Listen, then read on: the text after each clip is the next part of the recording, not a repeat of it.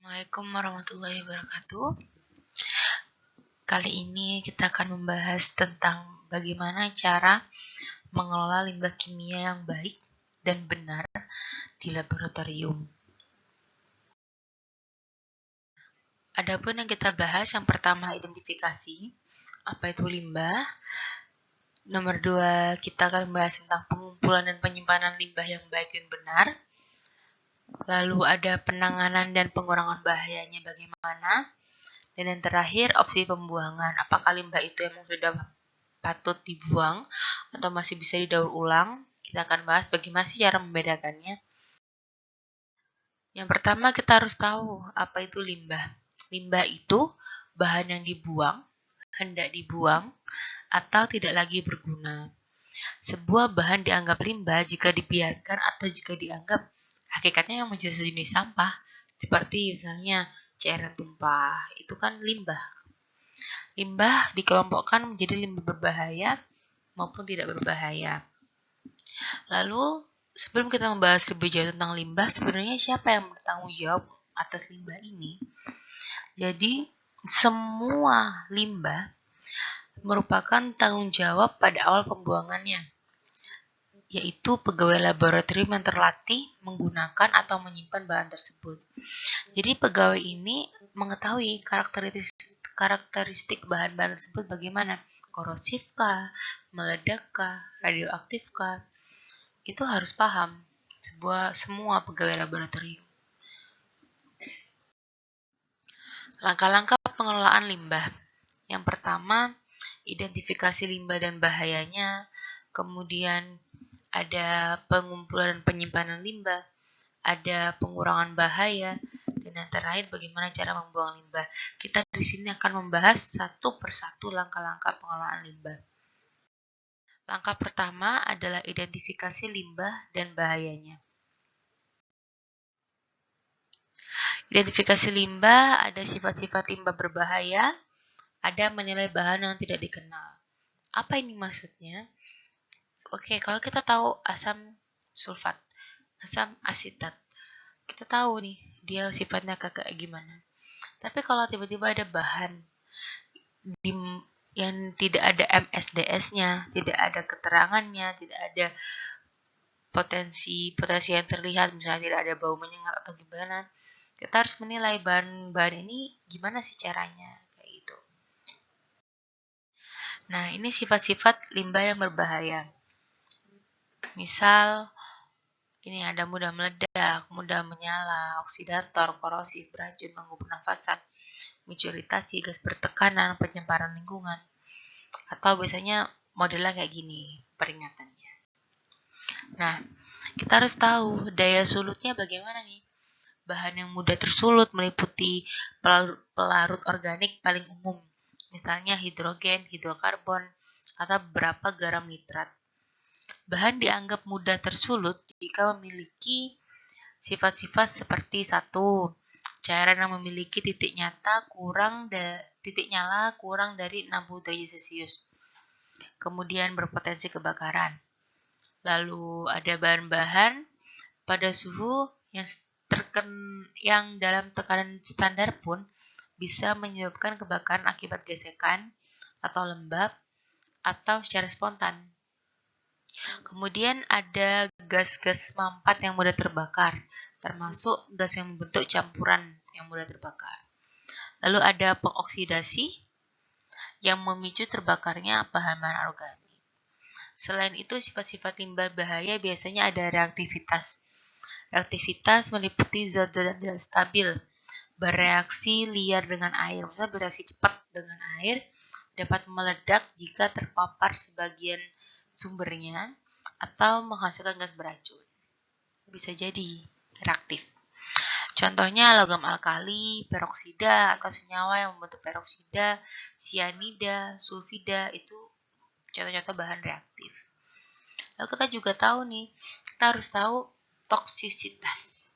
Bahan-bahan apa yang menyebabkan toksik? Jadi misal ada cenderung keluar dari bahan limbah dalam kondisi tertentu seperti di tempat pembuangan biasanya. Toksik, radioaktif itu toksik. yang menyebabkan bahaya pernafasan itu toksik. Itu kalau kita tahu nih udah ada MSDS-nya, udah ada keterangannya di botolnya. Nah, kalau kali ini kita akan membahas lalu bagaimana menilai bahan yang tidak dikenal kan gitu. Jadi, ada beberapa tahapan penting. Yang pertama di sini, uraian fisik, reaktivitas air, daya larut dalam air, kemudian pH-nya berapa. Lalu setelah kita tahu uraian fisiknya, kita harus tahu daya sulutnya. Ada nggak oksidator, peroksida, sulfida, cyanida, halogen? Itu kita harus tahu. Kemudian kalau ini lolos, kita harus tahu ada nggak bahaya radioaktifnya atau senyawanya bau menyengat nggak ya? Atau kerasa bau beracun nggak ya? Kayak gitu. Jadi, identitas semua limbah itu harus sudah tersedia umumnya. Namun, jika ada limbah kimia yang tak teridentifikasi, tes sederhananya bisa macam-macam. Struktur molekul bahan yang tidak dikenal tidak perlu ditentukan secara spesifik, namun perlu diketahui data analisis apa yang diperlukan oleh fasilitas sehingga ini patut dibuang atau tidak. Jadi jangan salah. Lalu langkah-langkah kedua yaitu pengumpulan dan penyimpanan limbah. Pengumpulan dan penyimpanan limbah ada 3 poin di sini. Ada pengumpulan dan penyimpanan limbah dalam laboratorium, ada pendaur ulangan bahan kimia, atau mengumpulkan bahan-bahan yang tidak dikenal. Yang pertama, pengumpulan dan penyimpanan limbah laboratorium. Ada penggunaan wadah pengumpul limbah, jadi simpan limbah di wadah yang berlabel jelas, di lokasi yang ditetapkan dengan jelas, dan tidak mengganggu operasinya laboratorium secara normal. Dalam beberapa kasus, mungkin penyimpanan berventilasi tepat, tapi gunakan juga tampungan sekunder, misalnya baki. Jadi ada botol dan dibakiin gitu. Jadi biar nggak, misalnya ada kebocoran pun masih bisa ditalangi. Kemudian kita akan mencari tahu bagaimana cara mencampur limbah kimia yang berbeda. Jadi beberapa jenis limbah bisa dikumpulkan di satu wadah yang sama. Jadi harus kompatibel secara kimiawi, memastikan tidak terbentuknya panas atau gas atau reaksi lainnya. Misal limbah pelarut biasanya dapat dicampur untuk dibuang. Setelah itu limbah berhalogen, non halogen bisa dicampur enggak? Tentu enggak, karena harus ditangani secara terpisah. Pisahkan nih langsung bahan-bahan yang tidak kompatibel atau bahan yang bisa cara lain melindungi itu. Kemudian pemberian label pada wadah limbah. Label setiap wadah limbah harus dengan identitas bahayanya. Contoh, bahan ini mudah terbakar. Bahan ini korosif. Limbah berbahaya. Nah, limbah-limbah yang kompatibel ini dikumpulkan dalam satu wadah yang sama. Contoh, mudah terbakar dalam satu baki yang sama. Pemilihan wadah yang tepat bisa cair, bisa air, wadah untuk air, atau padat. Nah, wadah untuk limbah cair ini biasanya menggunakan plastik, polietilen atau logam, misalnya baja galvanis atau baja anti karat. Botol kaca tidak bisa ditembus sebagian besar bahan kimia, tetapi beresiko pecah, jadi bahaya.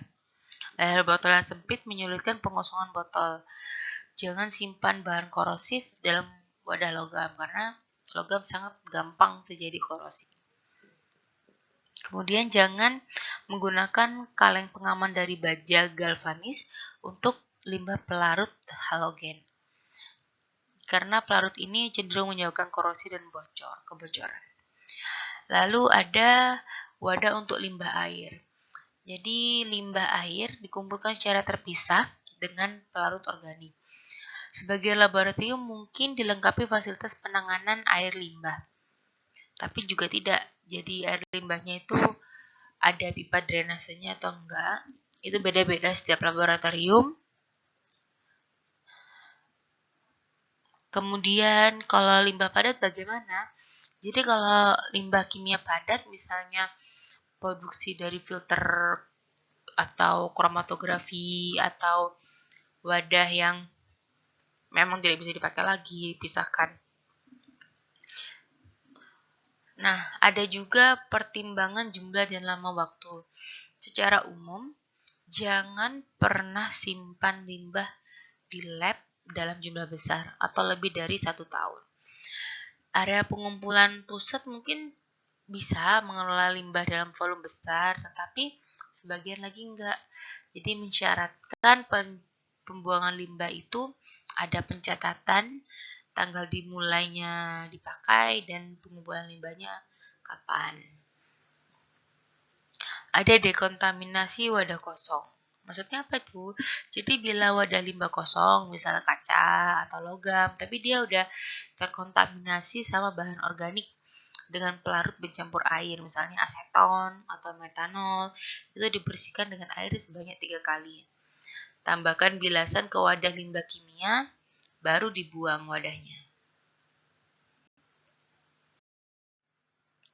Yang kedua itu pengumpulan penyimpanan limbah di area pusat pengumpulan. Jadi kalau tadi kita bahas bagaimana cara membuangnya di laboratorium, sekarang kita akan membahas bagaimana cara membuangnya di area pusatnya.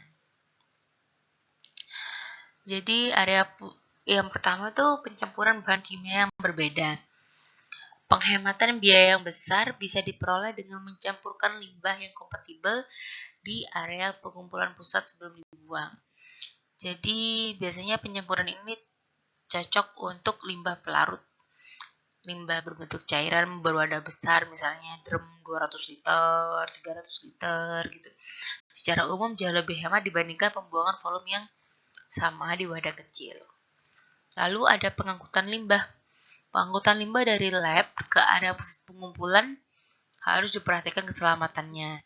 Jadi bahan-bahan yang diangkut harus ditampung di wadah yang tepat, dilabeli jelas. Harus terdapat rencana pengendalian tumpahan untuk berjaga-jaga selama pengangkutan. Lalu ada persiapan pembuangan. Jadi keputusan ini dibuang atau enggak biasanya dilakukan di area pusat pengumpulan. Bahan-bahan yang tidak diketahui harus diidentifikasi di tempat ini. Karena limbah yang tidak teridentifikasi tidak boleh diangkut ke lokasi pembuangan. Terus ada terakhir itu biasanya pencatatan. Jadi catatan diperlukan untuk memantau berhasil enggak pengolahan limbah berbahayanya. Ada beberapa hal yang mencangkup catatan. Pembuangan limbah. Yang pertama, jumlah dan identifikasi limbah yang diangkut. Ada dokumen analisis bahan yang tidak dikenal.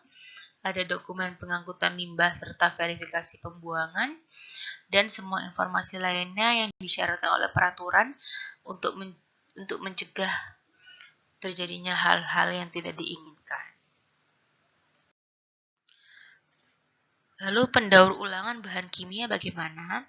Ada daur ulang di luar laboratorium dalam pelarut peralatan. Kita akan bahas satu persatu di sini. Jadi sebelum membuat keputusan tentang daur ulang, dipertimbangkan dulu nih biaya daur ulangnya berapa. Lebih besar daur ulangnya atau limbahnya dibuang. Kemudian bahan-bahan yang belum bersih harus diproses ke tingkat murni, jadi tidak mencemari lingkungan terlalu banyak. Daur ulang di luar laboratorium, misal perusahaan komersial mendaur ulang mengolah, memurnikan, menstabilkan pompa vakum, pelarut, merkuri, logam gitu. Lalu biasanya nih kolega sih. Kolega lab tuh apa saja. Dia bisa memurnikan zat pelarut ini sampai ke tahap murni yang mana. Lalu ada daur ulang di laboratorium. Daur ulang di lokasi pusat laboratorium itu biasanya tidak ekonomis, jadi mahal mendatangkan orang terus yang diangkut limbahnya sedikit demi sedikit, karena sulit menjaga kebersihan di laboratorium tuh sulit banget. Nah, aliran daur ulang baik di dalam ataupun luar laboratorium ini diusahakan sebersih mungkin. Jadi jika banyak pelarut organik itu harus dikumpulkan di wadah terpisah. Selain itu, menghindari masuknya merkuri dalam rendaman minyak. Minyak digunakan untuk vakum, terus ion-ion negatifnya, pH-nya berapa, banyak proses daur ulang yang terjadi. Lalu kalau daur ulang pelarut bagaimana? Jadi maksudnya penggunaan pelarut yang disuling ulang itu sebuah pilihan. Jadi pilihan unit penyulingan untuk daur ulang pelarut ini sangat bergantung pada tingkat kemurnian yang diinginkan pada pelarut. Ada lagi daur ulang peralatan laboratorium. Misal wadah kaca, itu kan nggak mungkin sekali pakai buang. Ada drum ember, nggak mungkin sekali pakai buang. Kan sampahnya banyak banget kalau gitu kan.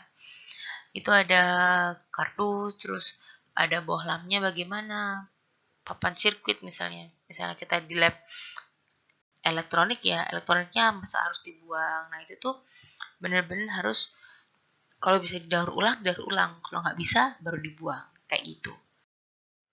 Nah, terus ada poin penanganan dan pengurangan bahaya.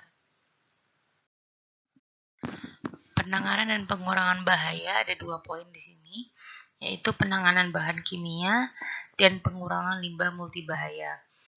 Penanganan bahan kimia ini biasanya meliputi perubahan karakter atau perubahan komposisi limbah secara fisik, kimiawi, atau biologis. Tujuannya adalah menetralkan limbah, memulihkan energi atau sumber daya yang penting, atau membuat limbah menjadi tidak berbahaya atau minimal berkurang bahayanya. Sebelum melakukan proses apapun yang dianggap sebagai penanganan, pegawai laboratorium harus menjaga dan bertanggung jawab pada keselamatan lingkungan.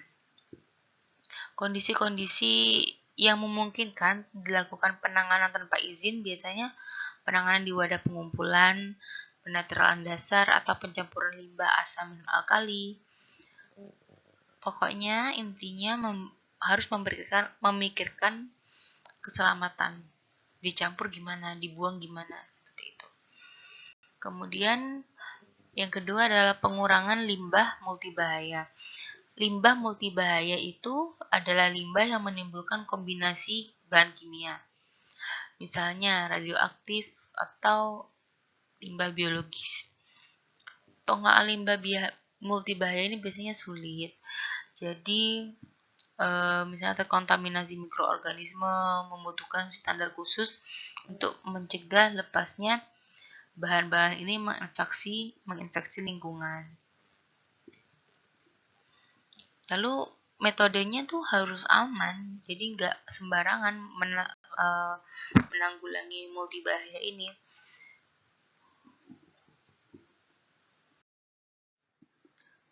Opsi pembuangan. Nah, ini subbab terakhir. Bagaimana sih kita harusnya membuang limbah yang baik dan benar? Jadi opsi pembuangan di sini ada empat subtopik yang kita bahas. Yang pertama itu ada insenerasi. Insenerasi itu metode pembuangan limbah laboratorium secara umum. Biasanya dilakukan di oven berputar pada suhu tinggi. Teknologi ini dimaksudkan untuk menghancurkan sebagian besar bahan organik dan mengurangi residu bahan yang harus dibuang di tempat sampah. Namun, opsi ini memerlukan volume bahan bakar yang banyak untuk mencapai suhu panas tersebut. Selain itu, beberapa bahan seperti merkuri, garam-garam merkuri, tidak akan bisa diinsinerasi karena pembatasan kemampuan penghancurannya. Kemudian ada pembuangan limbah yang tidak berbahaya. Jadi, limbah yang tidak berbahaya itu jika aman atau diperbolehkan peraturan setempat, Pembuangan limbah biasanya di sampah biasa atau di saluran drainase, pipa drainase, sehingga sangat mengurangi biaya pembuangan. Selain itu, peraturan mungkin juga membatasi pembuangan limbah di sistem perkotaan. Limbah ini harus dibuang di mana, ditanamkah, atau dibuang ke sungai, itu tergantung peraturan kota masing-masing biasanya. Kemudian, kalau pembuangan limbah melalui pipa drainase itu biasanya langsung jadi dibuang di wastafel, itu langsung masuk ke pipa drainase, atau dia dilepas ke atmosfer. Biasanya untuk perangkat-perangkat saluran evaporasi atau tudung asap terbuka biasanya diperbolehkan. Jadi tudung asap itu kan dirancang untuk menjauhkan uap dari laboratorium. Nah, kalau terjadi keadaan darurat, tudung asap ini biasanya tidak bisa mencegah. Jadi labnya itu tetap bau menyengat. Lalu ada pembuangan limbah yang perlu diperhatikan. Biasanya disebutnya COC. Jadi pada saat dipakai dalam proses di laboratorium atau saat dibuang, bisa juga kita harus memastikan fasilitas atau proses pembuangan tersedia untuk COC ini, COC. Lalu kita harus mengembangkan prosedur yang menguraikan bagaimana cara mengumpulkan limbah yang aman, bagaimana limbah ini dikeluarkan dari laboratorium, bagaimana cara pekerja memberitahu petugas tentang keselamatan dan keamanan kimia ini jika memiliki bahan yang tidak diinginkan yang akan dibuang. Selalu lakukan pencatatan, lagi-lagi selalu lakukan pencatatan tanggal pembuangan, jumlah yang dibuang, metode buangnya bagaimana. Dan catatan ini harus disimpan seluruhnya untuk pertanggungjawaban kita pada hari ke depan. Terima kasih atas perhatiannya. Wassalamualaikum warahmatullahi wabarakatuh.